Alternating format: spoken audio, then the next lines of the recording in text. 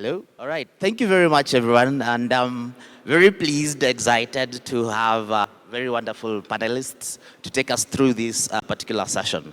Now, I think one of the most fascinating things that a lot of people have always been wondering, for each of you, kindly, I'm going to start with you, Juliet, to basically just tell us how you discovered Bitcoin or blockchain and how that has impacted your work so far.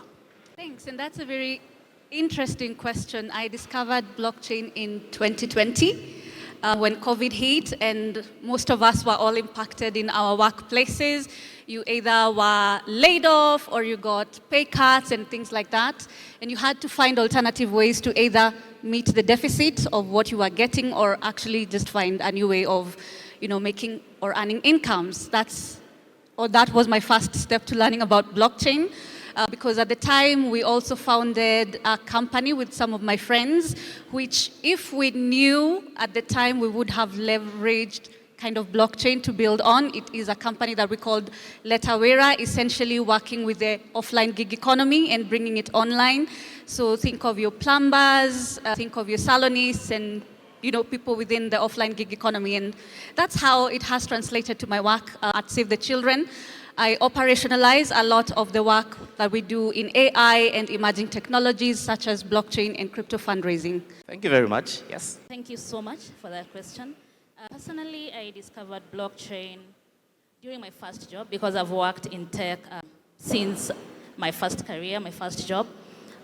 Basically, it was through digitizing financial inclusion for the informal communities. So that is where I first encountered blockchain, and even more deeply in my current role at Yogu Pay, where we are enabling African businesses to make seamless and cost-effective payments from Africa to and beyond. So that was at the beginning of my career, and more deeper at my current job. That is when I discovered how blockchain is enabling people or real users to become more efficient in their businesses. So yes.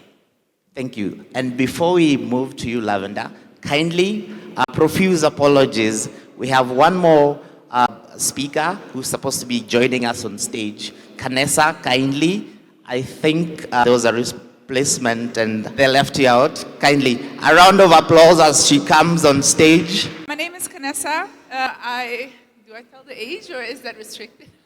I am Ethiopian. I was born in Ethiopia. I grew up in Europe, in Holland. And the last 3 years, I decided to come back to Africa, to home actually. And I started investing specifically in Africa only. And yeah, I'm excited to tell you more about my recent investments in the continent. Thank you. So we can proceed to you, Lavender. So the question, again, Kanessa, is how you discovered Bitcoin or blockchain and how that has impacted you. So Lavender, you can go first. Yeah, thank you. Hi everyone, my name is Lavender and I contribute to Web3 ecosystem as an ecosystem builder and currently contributing with the Avalanche Team 1 community in Kenya. So how I actually got to discover about blockchain was just after uni. I have a background in economics, and so I got my first contract job at National Treasury and Economic Planning. And they were paying me peanuts, and it wasn't sitting well with me, just because I was fresh from uni, and it's guaranteed them that I will just and they will pay me whatever they would want to pay. So I tried to push for an increase in salary, but they did not. So I quit, and I was so jobless, and I was still staying with my folks. So they gave me an ultimatum. They told me, if you won't figure your shit out, then you are telling us to help you figure yourself out, which basically is going to be a hard thing to do. So in that moment when I was just so confused, I do not know what to do with my background in economics, I got to know about Hadeo. And Hadeo is a women-focused developer DAO focusing on onboarding women and non-binary individuals to Web3. So I started to I got onboarded to Hadeo, and I decided to just contribute voluntarily without getting any paid because I was idle anyway. So that's how I got started in blockchain ecosystem through volunteering at Hadeo. Progressively, I became the operations steward, and right now I am serving at Hadeo as well as head of BD at Hadeo Global. So that's how my journey, that's how I found myself in blockchain. I quit my job, bad decision. And then I ended up volunteering for quite some time until now, contributing to Avalanche, building the Avalanche ecosystem in Kenya. Thank you, Kanessa. How I started in the Web3 space, it's a funny story because I found it accidentally online one day. I started a TikTok channel because I used to live in Europe and I was so disconnected from my culture and I wanted to practice my language. So I started a TikTok channel. And I started to, make videos to speak the language, to get, connected with my culture. And at the same time, it was during this NFT hype, if you remember. It was back in 2020, I think. And I started trading NFTs, and people started to notice what I was doing online. And my community asked me, my Ethiopian community asked me, can you explain and make videos about what you're doing? That's how it started, super simple. And I started making videos, and at some point there was a request, like, instead of talking about it, why don't you show it through actions? So that's when we decided to launch an NFT collection without any proper plan besides TikTok, and we sold out in a few hours. We completely sold out, and what triggered me was the fact that somebody in rural Africa, in this case Ethiopia, was able to buy something from me. I was not even in Africa at the time. I was in Europe, but they bought something from me. And that's when it opened the door that made me realize, okay, we can actually trade something. For the first time, I was connected to Africa from outside. And yeah, that's how I discovered Web3. And in the meantime, I kept, just trading NFTs, and I actually made some good money with it. So, and I started teaching my community as well, and they were successful with that too. Yeah, so we've been talking about market adoption of all the things that we're building here, wallets or exchanges and anything in between.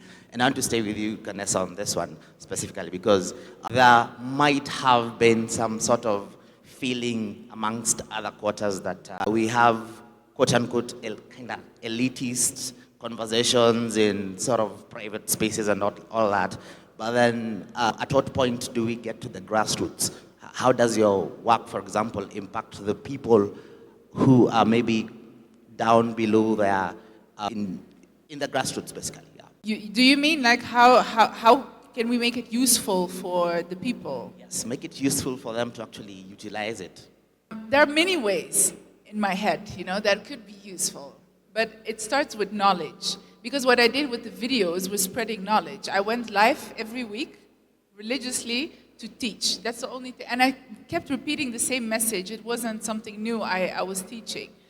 But knowledge did break that chain. So we have to start from that. We have to spread knowledge because we can put out amazing products, amazing Web3 projects out there, but if people don't understand it, I doubt the value of it. So before we invest in great products, we need to invest in the knowledge and marketing first so people are aware of it, and especially the value of, because I remember my biggest issue was convincing people what the value of an NFT is. I think it still is till this day. They're like, oh, but it's just a picture. Yes, in theory it is.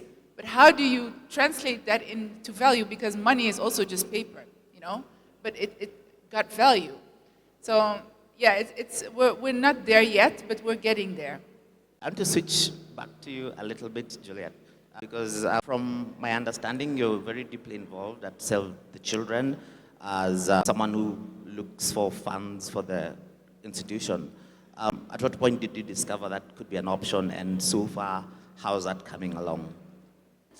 A good question, but also one that excites me a lot because we've been an early adopter in this space. We accepted our first Bitcoin donation in 2013, And it's because we had our first donor who held it in Bitcoin and said, look, we have a typhoon. At the time, it was Typhoon Haiyan that hit Southeastern Asia and parts of the Philippines. And he said, I have this donation that I want to give to the organization dedicated specifically for families that have been affected for that. We did not traditionally back then have ways to accept Bitcoin, but we had to find it. And it speaks to our mindset also, and also one of our principles of innovation being embedded in our DNA, that we will do whatever it takes to help children get a healthy start to life, get access to education, and stay protected from harm. So it's been a journey since 2013. We now accept over 100 different cryptocurrencies through a crypto processing partner called the Giving Block. And we have raised about 10 million now. We are heading to 10 million in crypto donations since 2021. We do a lot of Bitcoin education, being in spaces such as this, for example. We do have dedicated web pages on our website as well. We make the process simple because we do understand KYC is a whole different thing altogether. We know the risks that are associated with the ecosystem, and so AML checks, for example, anti-money laundering, and especially within the nonprofit sector, is something that we have to be very aware of for the sensitivity of what we do in our work. So we make that process simple for donors to come and say, look, I have, one Bitcoin that I want to give to the organization.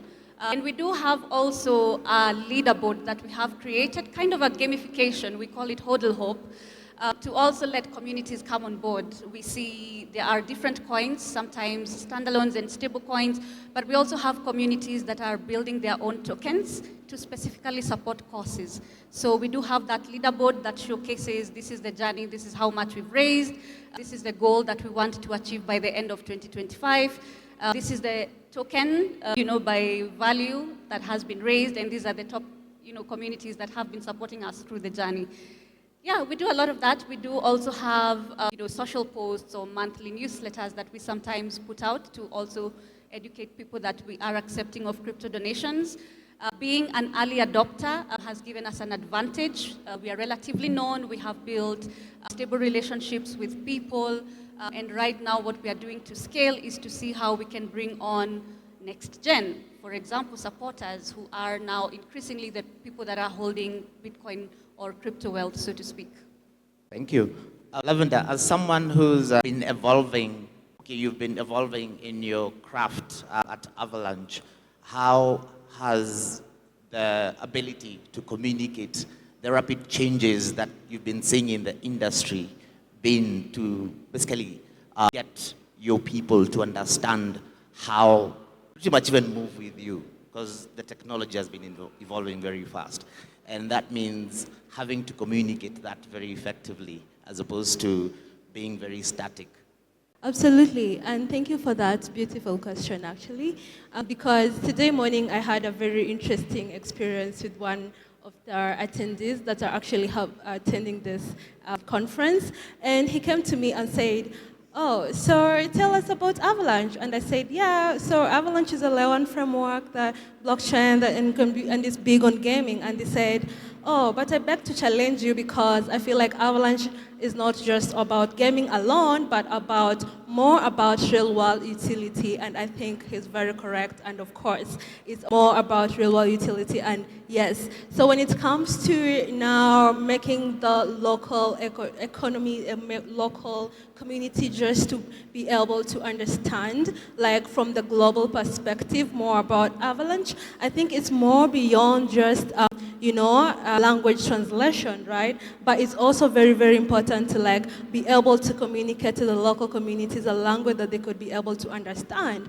We obviously would want to benchmark from the global perspective in terms of let's try and do something relation to what Avalanche Summit they did in London and just try to duplicate it in Kenya. But you see, the realities on ground is very different from the realities abroad. And of course, when it comes to mapping it down to the grassroots level and making sure that the community is able to understand and to be able to relate is very, very key. So of course, real utility matters a lot. And So recently, I think with FIFA is now on Avalanche, is launching its own L1 blockchain on Avalanche. And I think that's a really, really good progress that we've made, a groundbreaking progress that we've made on Avalanche, because FIFA alone has 250 million players, users, active players. And of course, focusing on gaming as much as Avalanche is big on gaming, that's right, that's utility right there. So we are we are adopting users, we are adopting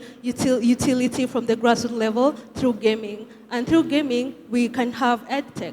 So edtech, of course, everybody that you would want to talk to about Avalanche, of course, most of them, they're hearing about Avalanche for the first time. And of course, so if you gamify the whole process and be able to educate them from a level where they can be able to understand and to be able to relate and have fun at the same time, then I think we are able to create the adoption that we're trying to create.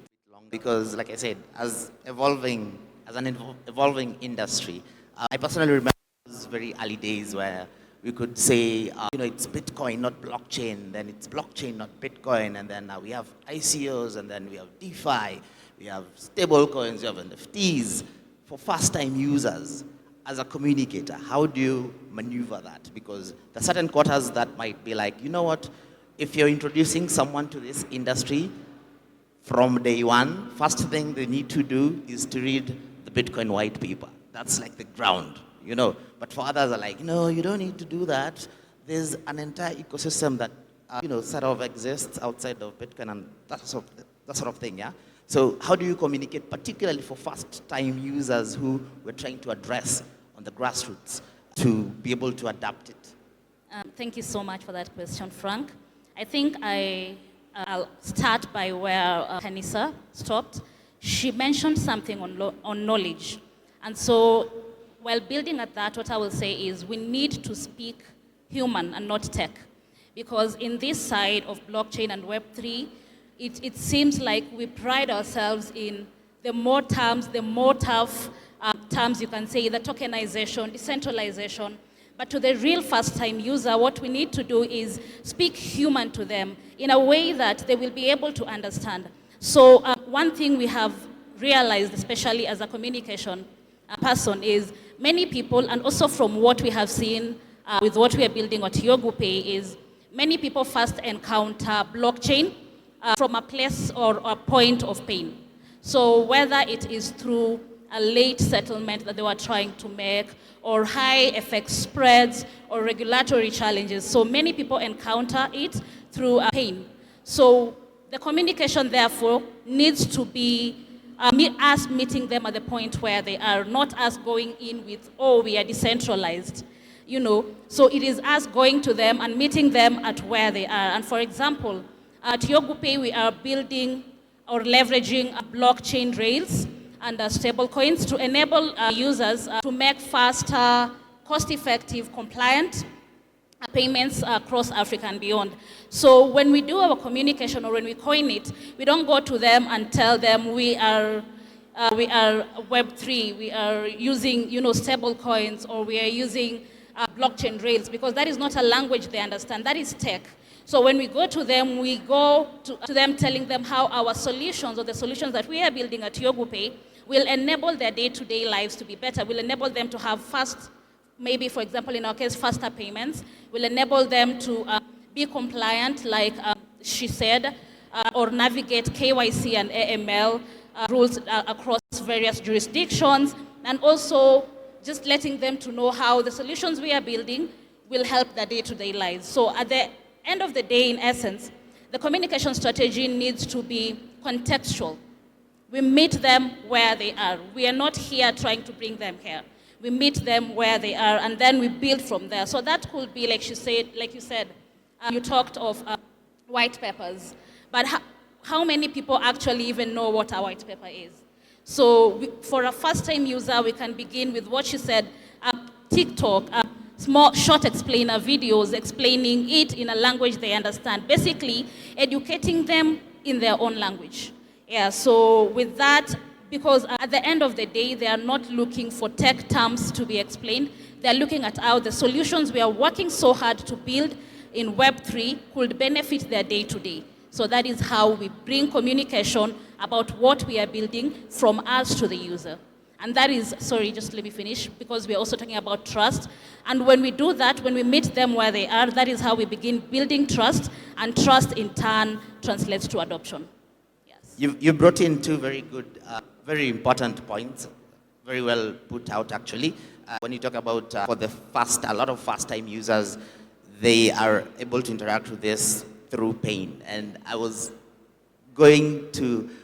actually thought you were also going to mention something that for me I've been also discussing a lot with the people I interact with, that for the longest time, all the people I used to meet who knew about Bitcoin or crypto, the pain point that you're addressing was through scams. Yeah, that is the very first interaction that they had. So for the longest time, everyone who was still not very interested in this technology, after they had gone through that pain point, was like, this is not something that would work. And then you also bring in that aspect of we are talking to people, we're not talking technology, right? And I want to kind of understand from you, Kanessa, is it possible for you to gauge from a funder's perspective, someone, because we have a lot of developers and founders here, someone who's able to connect with the people on the ground, so that even if they're building anything, they're actually building it for someone who they understand their pain point and the issues they're actually facing?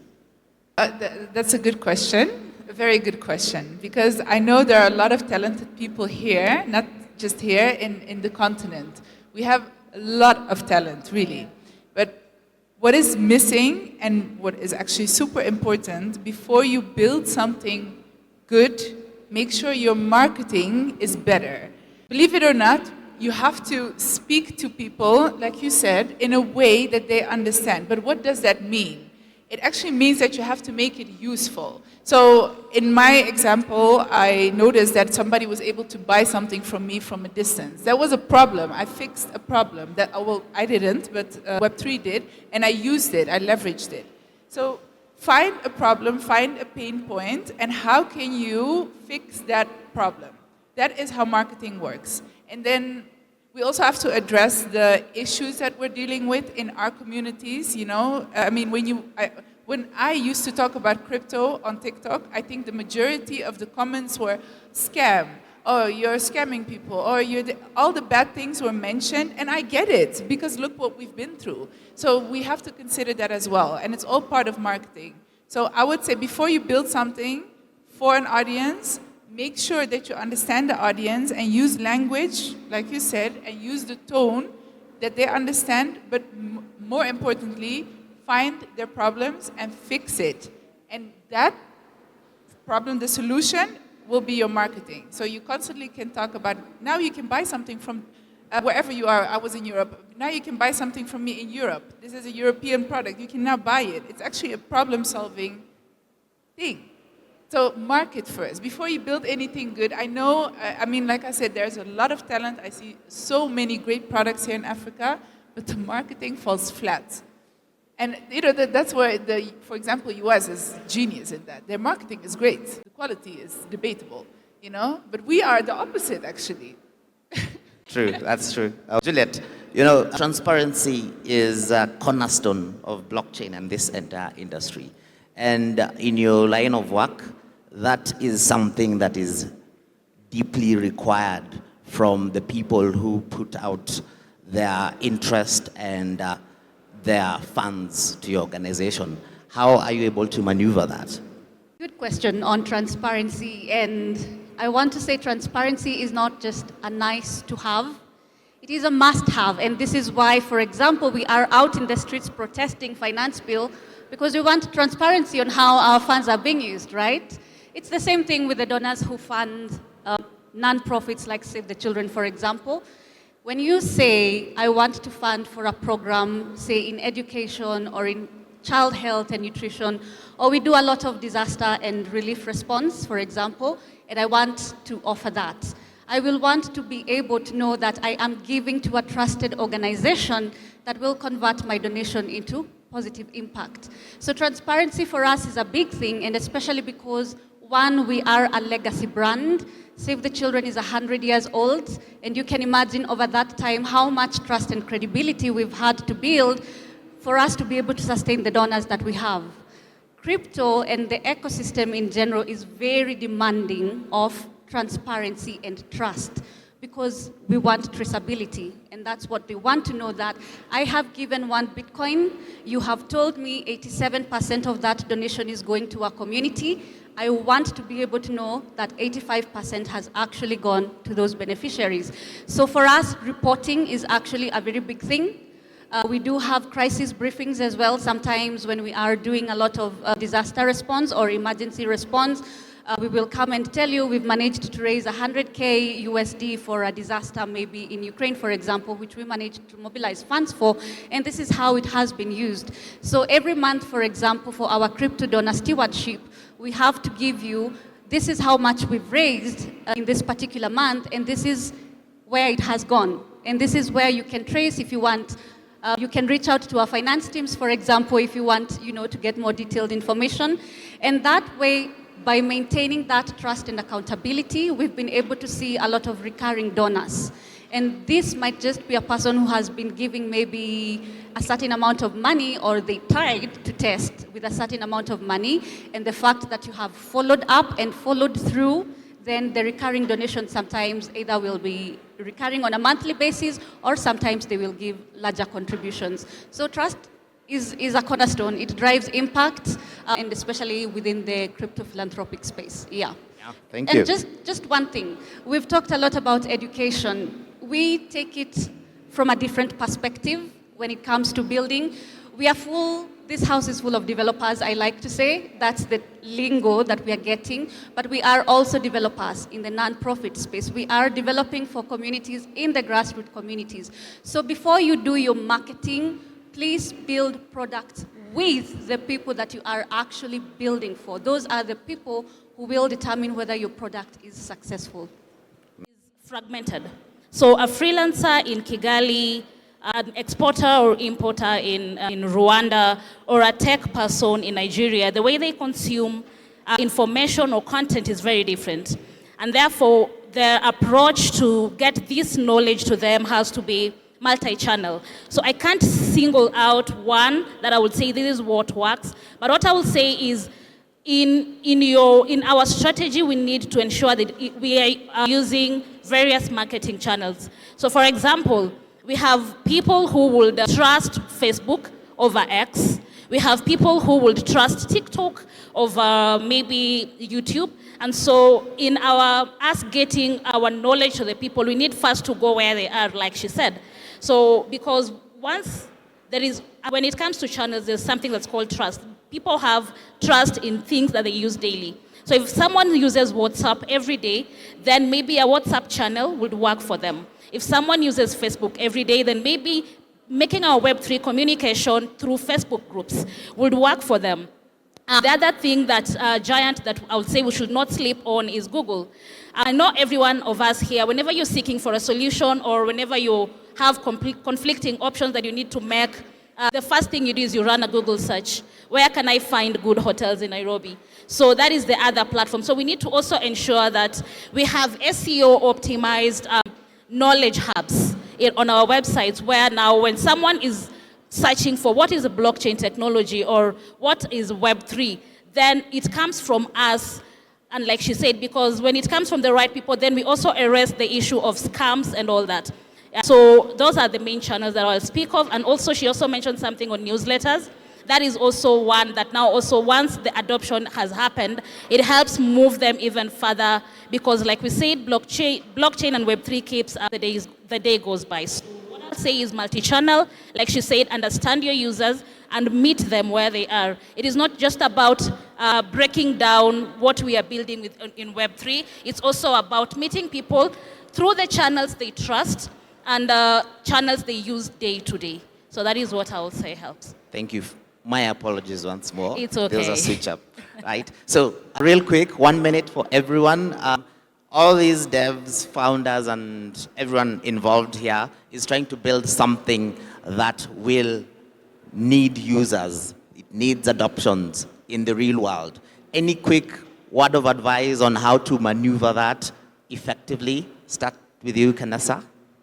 The best way to market your product is to put yourself in the shoes of the user. Where are they? What are they doing? You can kind of follow if you have an idea of your target audience, you can literally go and follow where they are.